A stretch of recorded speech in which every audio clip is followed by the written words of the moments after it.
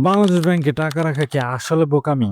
আপনি কি প্রতি মাসে কষ্ট করে কিছু টাকা সেভ করেন এবং সে টাকাটা ব্যাংকে রেখে ভাবেন যে ভবিষ্যতের জন্য কিছু একটা জমাচ্ছেন? আচ্ছা, আপনাকে একটা ছোট প্রশ্ন করি। আপনি যদি প্রতি বছর ১,০০,০০০ ব্যাংকে রাখেন আর ব্যাংক আপনাকে ৪% লাভ দেয়, আপনি হয়তো ভাবছেন বছরে ৪,০০০ টাকা পাচ্ছেন। কিন্তু ঠিক একই সময় বাজারে জিনিসপত্রের দাম বাড়ছে 10% হারে। তার মানে সহজ হিসাব করলে দেখা যায় আপনি আসলে প্রতি বছর ৬,০০০ টাকা করে হারাচ্ছেন। এখনো কি আপনার মনে হচ্ছে ব্যাংকে টাকা ফেলে রাখাটা বুদ্ধিমানের কাজ? ব্যাংক আসলে কি দিচ্ছে আপনাকে? তাহলে বিকল্পটা কি? এখন আসি আসল কথায়। টাকা তাহলে কোথায় রাখবেন? প্রথমত সঞ্চয়পত্র। আমাদের দেশের প্রেক্ষাপটে এটা এখন একটা ভালো অপশন। দ্বিতীয়ত নিজের স্কিল ডেভেলপমেন্ট করা। এটা শুনতে হয়তোবা ক্লিশে লাগছে, কিন্তু বিশ্বাস করুন, আপনি যদি ৫০,০০০ টাকা খরচ করে কোনো ডিমান্ডিং স্কিল শেখেন, সেটা আপনাকে বছরে কয়েক লাখ টাকা বেশি এনে দেওয়ার ক্ষমতা রাখে। পৃথিবীতে কোনো ব্যাংক এই রিটার্ন আপনাকে দেবে না।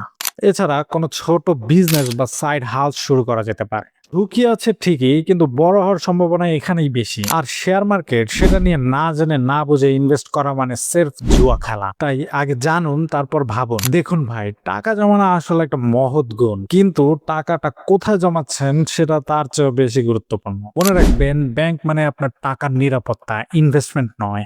আপনার টাকা যেন আপনার হয়ে কাজ করে, আপনি শুধু ব্যাংকের হয়ে কাজ করবেন না। এই ভিডিওটা যদি আপনার একটু উপকার করে, তবে পরিচিত কাউকে শেয়ার করতে পারেন।